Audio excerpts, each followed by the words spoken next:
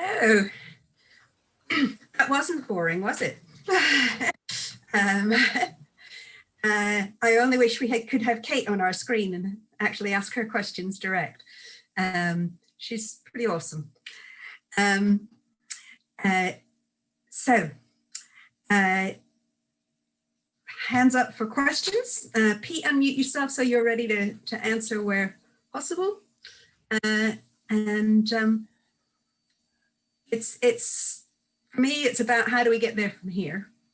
And as she said, we will need everybody's ingenuity. How do we get everybody on board? There has been huge shifts in thinking in the last 6 months. COVID has made lots of people look at things differently. But we are, we've overspent, as she said, on quite a few things. And the environmental damage that we've already set in train, even if we don't do any more damage, is already impacting. And because it doesn't just stop because we stop. There's a time lag. So, it's important and it's urgent. I'm not seeing any hands yet.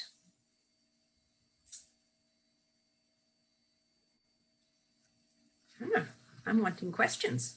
Peter, have you got some comments, maybe? Some thoughts from having seen it a couple of times now? Oh, I'm getting hands now. Yeah, so I'll let Pete speak and then I'll choose Sandy, then Martin. I think you're right, Jean, that the question is, what does it mean for us, really, and how can we apply it, and what can we do about it, are all the important things. I think some of the economics can always be global, and looking at GDP and things like that are all very detached from reality and what you can get a handle on. And I think one of the benefits of what Kate has done is to sort of break out what's important, and the donut and the sort of different things that she's put in there sort of articulate a limit to what we can do without things damaging the environment, but we need to do enough to make sure that people have got enough to make them happy and for humanity to work. So I think the donut, where you've got things in the middle that you have to achieve to get us to be in a safe position without overshooting it, I think is a very good way of presenting it, even at the global scale, but also at the local scale. So I think if you look at a country or even a town, you can use the same principles to say, well, what are we overshooting? What area are we overshooting in? And also, what areas within this sort of framework are we not doing well enough for the people? So things like political voice and health and equality, all of these issues that she's highlighted as sort of being fundamentals are important everywhere. But maybe how you measure it, comparing yourself to a world average when you're in a very well developed country is maybe not, you're going to look good on a lot of the social foundation stuff, but if we compare ourselves with England, I think we may be falling short in areas like education and health. So I think the framework is a really useful way. I think the donut is a useful way of putting everything together and moving away from just looking at pounds and pence, and looking at things that are important and understanding how it all works together. I'll ask a question that I don't expect you to answer at the moment because I want to let the other two people ask theirs, but just so you can be thinking it in the back of your mind. Is it an argument, is the donut economy concept an argument for basic income? Oh, Sandy, your turn.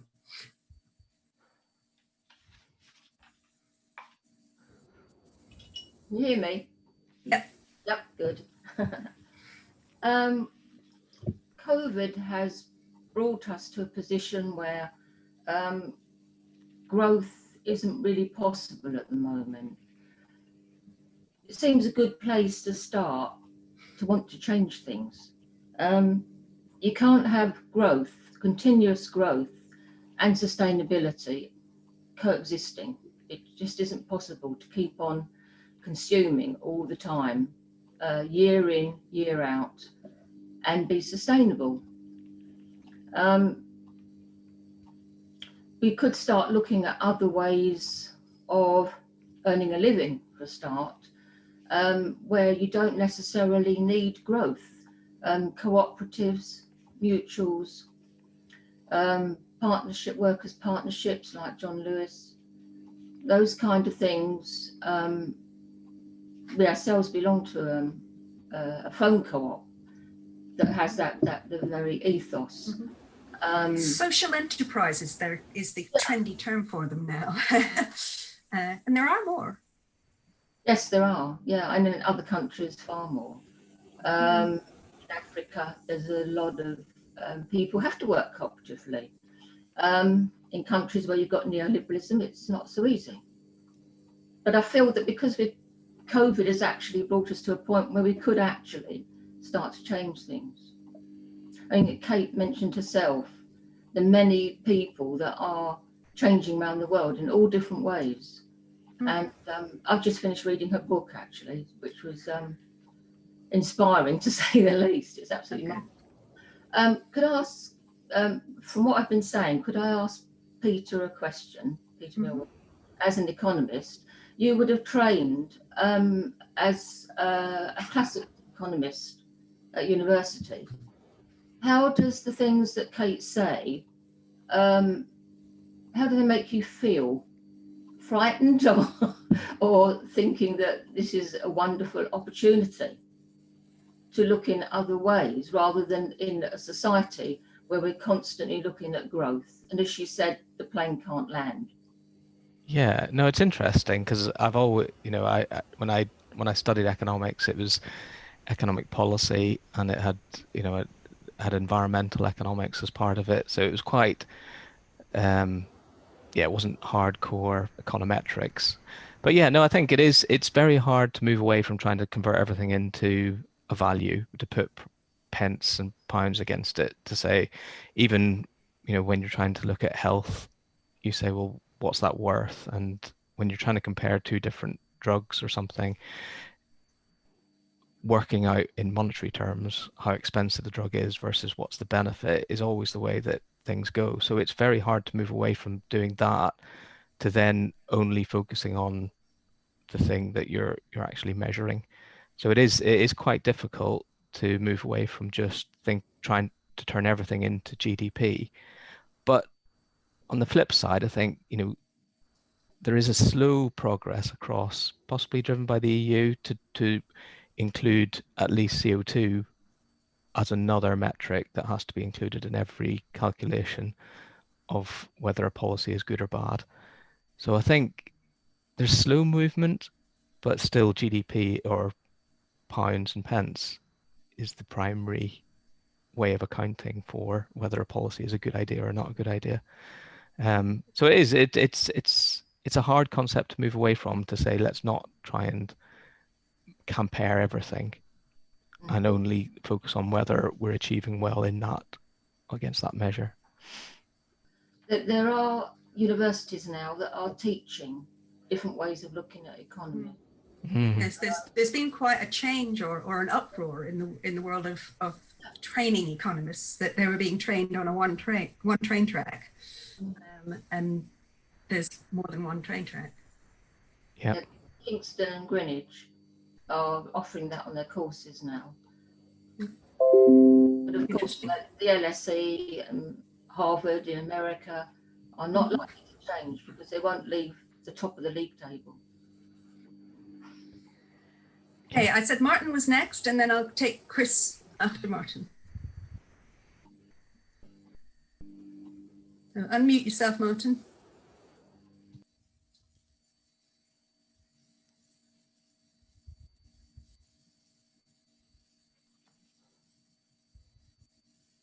Oh, you're not managing to unmute yourself.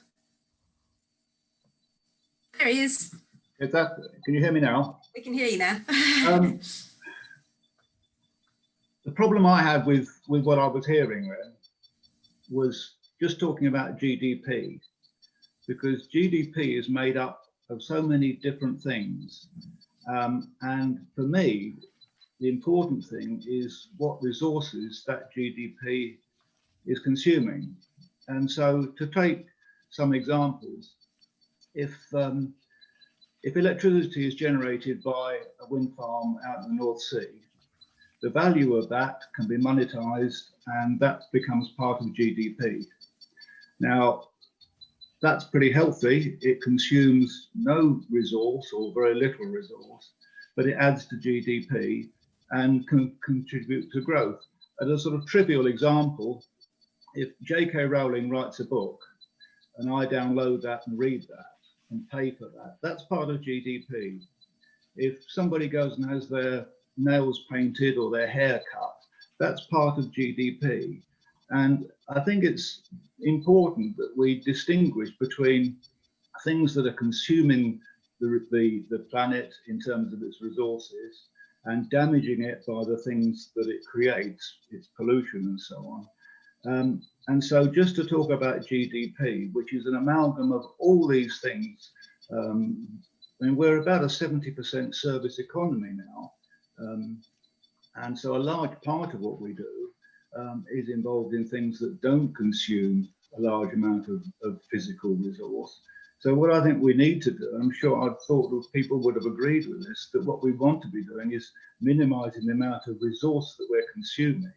But it doesn't mean that we can't have things growing in areas which we regard as part of GDP, which are not harmful either in terms of the resources they consume or the waste and the damage that they produce. So I'd be interested to see what people think about that. Yeah, no, I would agree to an extent. I think that the argument that Kate and the sort of the donut economy and the sort of limits to growth are that we can't, you know, there's only so much growth that can be achieved by combining the resources we've got. So the growth of GDP shouldn't be a target. GDP and measuring things in GDP terms seem to be good. And I think, yes, converting from a resource economy into something that doesn't extract is critical, isn't it? Yeah. And I do think that being able to compare these sort of things using GDP and saying, yes, we value renewable energy because we can sell it, is a good thing. So I think you're right. Completely abandoning the concept of GDP, where you can measure how much income people have got, is a good thing. I think just the argument that we can keep on growing just by a service economy is, I think it's limited, because I think stuff has to be produced, and servers, you know, to have the internet, we need to have servers and a lot of energy produced to keep the internet working. So there's not, to keep growing, I think it's very hard to get away from resource use behind the scenes. There's nothing that we do that doesn't consume. By being alive, we must consume. I eat, I breathe, I use water, I use electricity. You know, even if, you know, I haven't left my house for almost a month now because I have a broken shoulder. But I'm consuming, I'm using resources. Anyway, Chris's turn. Thanks. Couple of things that occur to me. One's a sort of comment, the other's a question. Are you hearing me okay? Yeah, hearing you fine. One is that this is a big idea. It's critiquing what is being represented as a classic and very flawed model of the economy and assessing economic progress in terms of GDP.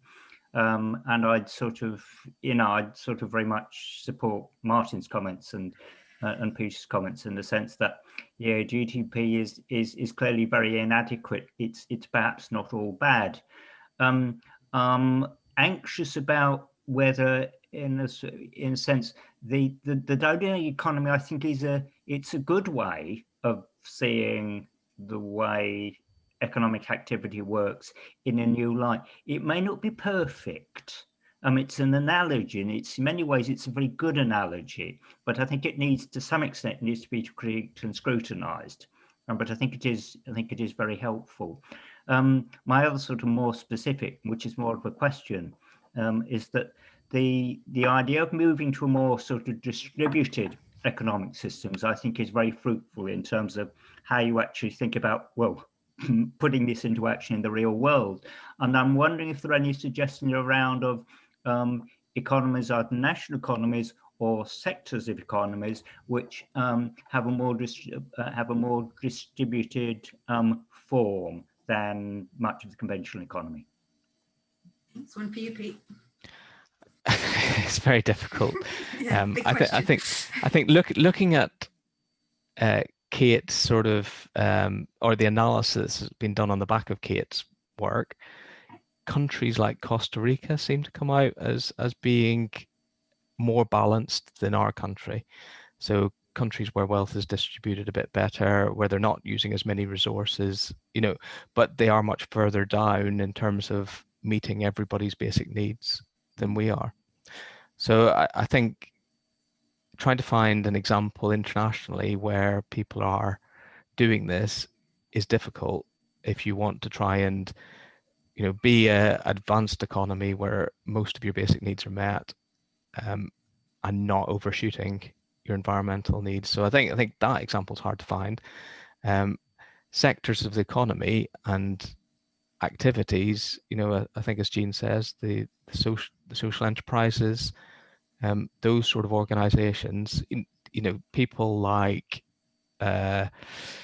Google and the like all talk about being able to empower their workforce, but on the flip side, they're extracting so much wealth out of the economy that clearly it's it's not benefiting anyone outside of the firm. So, you know, I think the social enterprise model and the sort of localism agenda is really the only good example I can think of off the top of my head. There's a lot of talk now about this circular economy, you know, that like Kate was saying, that the waste from one process becomes the resource for another, and that we look at things that way. And certainly, you know, that's a complete change from where we are. You know, there's most of the appliances and products in our house have obsolescence designed into them so that they'll break after a little while and we have to buy another one. That's why we have a repair cafe. But, you know, it's not, you know, we've set ourselves up to fail if sustaining life on the planet is our goal. The whole economic system, the extractive system, has got to change. Jane. You're muted. Can't hear you, you're muted.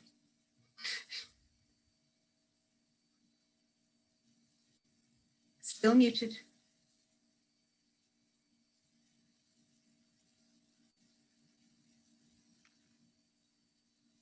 Somebody came in the waiting room. Someone came in the waiting room at the same time. So, all right. Okay. I just want to make a couple of comments, and one about GDP, because obviously, I mean, it's a metric, but I believe that it was set up in the first place with a particular scope to measure the economic activity and plan for war in America in the entry into the Second World War. That's what I've read anyway. So, you know, if you're using it, so it's being politicized, really, I'd say that. I mean, I can't see that there's much wrong, you know, with counting things if you don't start giving them too much emphasis. And I don't think that was the original idea of the person who created the idea of GDP. And I know he didn't want to have negative things counted, like clearing up like kind of disasters, like, because that would add to the GDP, you know, having to clear up an oil spill and things like that. Well, the thing that I'm very interested in is whether, you know, there'd be a way of counting if you didn't just count the economic, the amount of money, because obviously, I mean, we're quite often told by our MP, for example, that certain things are good for our area because they bring jobs, or They, you know, they bring jobs, they bring money into our local economy, but nobody ever takes any notice of what kind of opportunity cost there is, that maybe other jobs might have been created, or that they're causing damage to our environment that then the public purse has to pay for, like flooding. I'm thinking in particular about grouse moors at the moment. They're said to be good for our local economy in the high peak, but I think that the measure of GDP externalizes a lot of the costs that, and I'd like to know what you think about that. And the other thing that I'm measuring the real cost. Yeah, the real costs, and not allowing any externalities, because obviously the grouse estates don't pay for the flooding that's caused by their land management practices, and you know, or that is made worse by their land management practices. And the other thing that I'm interested in, there's been talk in Kate's video, and I think I've heard as well that various towns and cities have decided to adopt a donut approach, and I would be interested to hear about how this could be done at a local level in a globalized economy that is dependent on growth and debt-based money. Yeah, okay. So I think a lot of the time when people talk about the donut economy for a local area, it's about measuring the performance of that local area and being able to show how it performs against a range of essentially metrics rather than one metric. And if I share, I've got a picture of the donut. Hang on, if I put it on the screen, hang on, if I can find how to.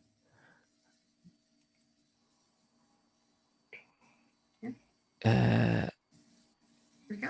I think that is that, yeah, so that's the donut. So I think that is a way of, I think the starting point is to test locally if those are the right metrics for measuring our economy. So the social foundation in the middle are all the things that you need to achieve to make sure everybody is at the same level, and then the ecological ceiling on the outside are the things that you shouldn't overspill. And I think local areas have taken this as the sort of the starting point and changed the metrics so it reflects the things that are important for the local area, and then tries to find ways of measuring whether things are getting better or worse and what's the starting point compared to some sort of benchmark. So I think this sort of a framework is possible, you know, for someone like Buxton. We could easily look at this and understand, well, start to explore, you know, how do people in Buxton match up against the need for education and income, while also looking at, you know, how are we impacting the environment in different ways. Renewable energy, you could add into this, and there's other metrics you could take away and add.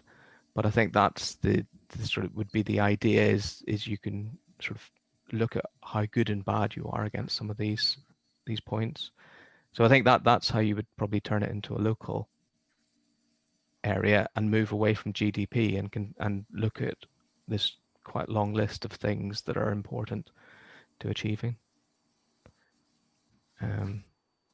So I think that's the alternative, really. It's quite complex to try and have a framework of 20 or plus indicators that you want to measure, but I think that's the alternative from using one that's GDP. Well, certainly, if folks want to follow this up at all, if you're interested, they have just started in the last couple of weeks. They've launched the Donut Economy Institute. And I looked at their website yesterday, and there's quite a lot of resources already on there. And they're saying they're going to be adding much more and offering courses and all sorts of things. So, you know, it's clearly getting some traction because they must have gotten some investment to be able to set that up. Mm-hmm. Yeah, I sent the link actually in the mail that I sent round. Oh, yeah, right. Link to So donut Right. economics is in It's, there. Most of the people on this call, not everybody, is a member of Transition Buxton, and we have, in a couple of weeks' time, we have a conversation with members of with our MP, and we've sent him some questions in advance of these are the sorts of things we'd like you to discuss and to be ready to talk to us about. And one of the first questions was, how do you value things? What, it's not just about GDP. How do you manage things? I can't remember how we phrased it, but it's going to be interesting to see how he responds to that one. If you're a member, try to attend that evening. It should be an interesting conversation, and hopefully he shall go away having learned things as well as we learning things from him. Pete, I asked you earlier on about, does Kate make the argument for a basic income? Yeah, and I think basic income is pretty implicit in the idea that, if you want everybody to at least get a certain amount of income from your economy, if it's not working under the current model, I guess that depends on what you define as your basic as your sort of necessary income, then yeah, the sort of basic income is definitely a way to go. It's getting more traction, isn't it? I think through COVID, that's essentially what government did. Yeah, temporarily as part of the furlough scheme. Yeah.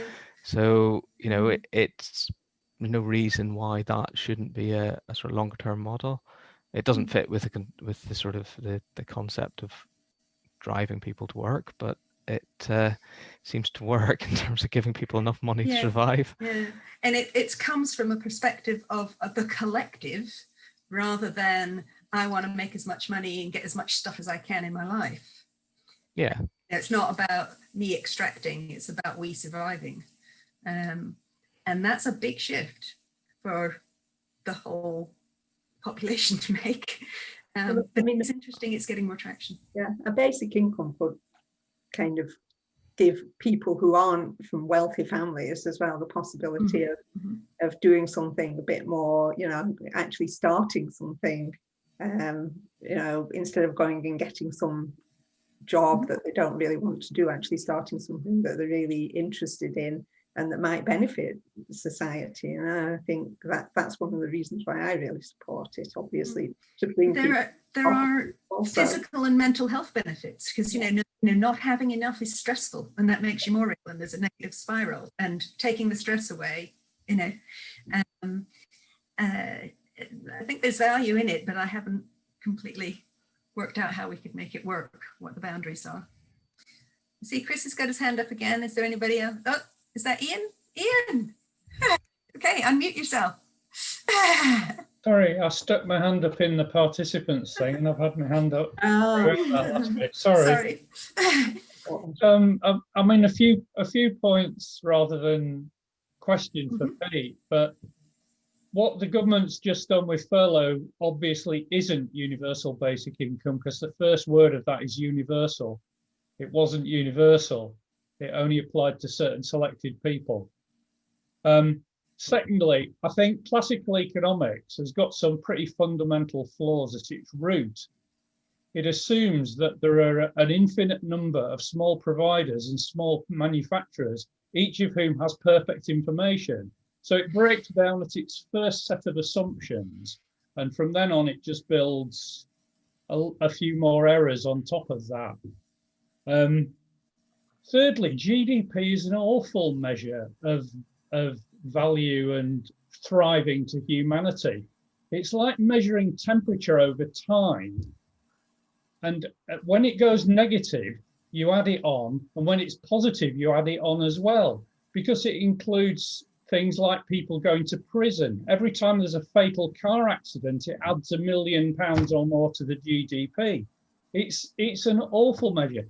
We're gobbling up energy at the moment on cryptocurrencies, and that all just goes on GDP, and it's another set of tulip things like they had in Holland a few centuries ago. It'll collapse.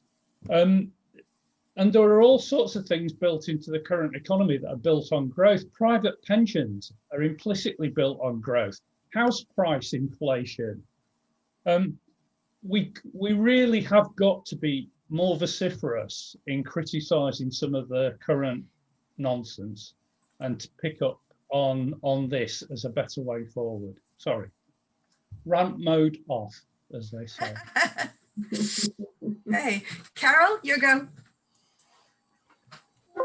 Well, just to put the cat amongst the pigeons, I was just reminded of Bhutan's experiment. I don't know whether you know about it, but they measured things in gross national happiness. And I don't know whether they're still doing that or not, but it was a way of measuring success. And it was about happiness rather than growth. And apparently it had, there were 4 pillars of it. And according to the Bhutanese government, they are, number 1, sustainable and equitable socio-economic development. So everything was weighed up against that to see, you know, how much benefit could be brought in that area. Number 2, environmental conservation. Number 3, preservation and promotion of culture. And number 4 was good governance. And it says the 9 domains of GNH, which is gross national happiness, are psychological well-being, health, time use, education, cultural diversity and resilience, good governance, community vitality, ecological diversity and resilience, and living standards. Now, I don't know how you go about doing it, but if we were holding everything up to that and measuring it, how successful we were in addressing those things, then I think we'd have a much happier society, and presumably, you know, we'd be all living within our means. But the measure, which we like to do, is in happiness and Well, satisfaction. David Cameron paid lip service to the happiness matrix, but haven't seen any evidence of it. Well, I think come in because we've only got 5 minutes out left, so I want to give moment. you know everybody who hasn't spoken yet a chance. So Sarah, your go. Sarah Boardman, you need to take yourself off mute. Hi, sorry. I think it follows on what the lady was saying before, because I think New Zealand are now looking at like some sort of well-being model. But what I think is interesting is it's like this move from looking at the individual to the collective.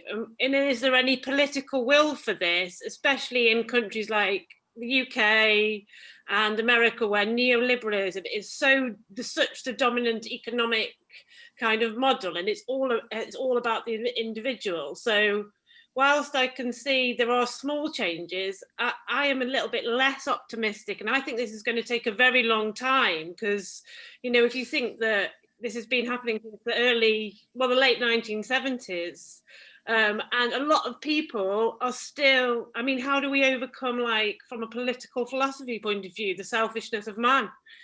And so while there are some like-minded people like us, there's a lot who will just continue to kind of be greedy and won't want to let go of what they've accumulated.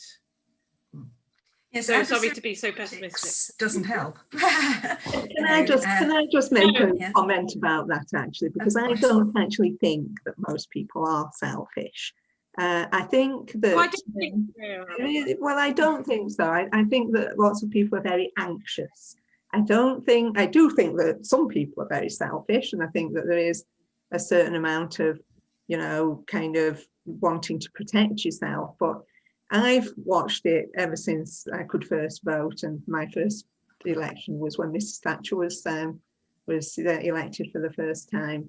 How people who have become more and more anxious that the services that they rely on, like the National Health Service, won't be provided. They would like them to be, but they have no faith that they will. So they become anxious and wish to have as much money as possible to provide a buffer between them and the people they care about. But if they had a possibility to act collectively, they would like to. It's just how to break out of this helplessness, because that's what's happened, is that everybody now feels that they're completely powerless. And you get back to people having a political voice, they just don't feel that they have. I really do believe that, just from my experience of talking to people about why they voted Conservative and things like that. And I need to protect my small business, or I really agree with, like raising the minimum wage, but what will happen to me? And, these are the real problems. And having a universal basic income would certainly solve some of those, like kind of, and proper public services would get rid of quite a lot of that anxiety. Thank you for that, Jane. I'm going to give Pete the chance to say the last word before I finish us off for the evening. So if you've got a rounding off comment, Pete.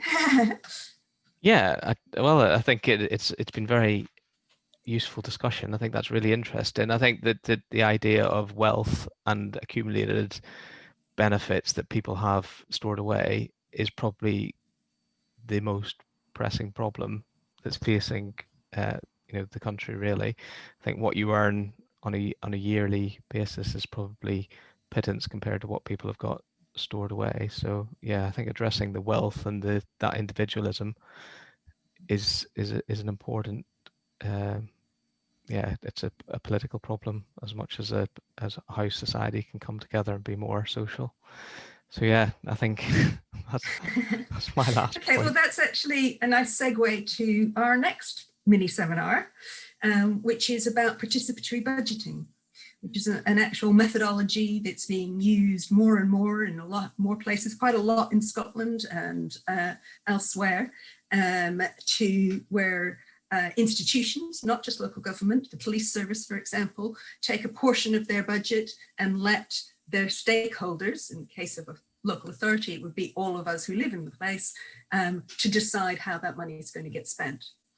And it's a methodology that works, it's tried and tested, and Alan's going to talk to us about that on our next session. So that's something that we could take economically, literally, practically, and apply in our town, if we can get the will to do so. The first step is to find out about it and learn a bit more about it. And we're lucky to have a practitioner and trainer of participatory budgeting here in Buxton. So that's our next one, which is fortnight today, which is the 22nd, looking at my calendar on the wall. I think that's it for tonight for the moment. We have got two more mini seminars after that, one on the Buxton Neighbourhood Plan, again, ways of us taking control of our town or elements of it. And then the final one before Christmas is an energy story from a particular chap here in Buxton who has managed to get himself pretty much off grid. Is that accurate, Mark? He's not available to answer.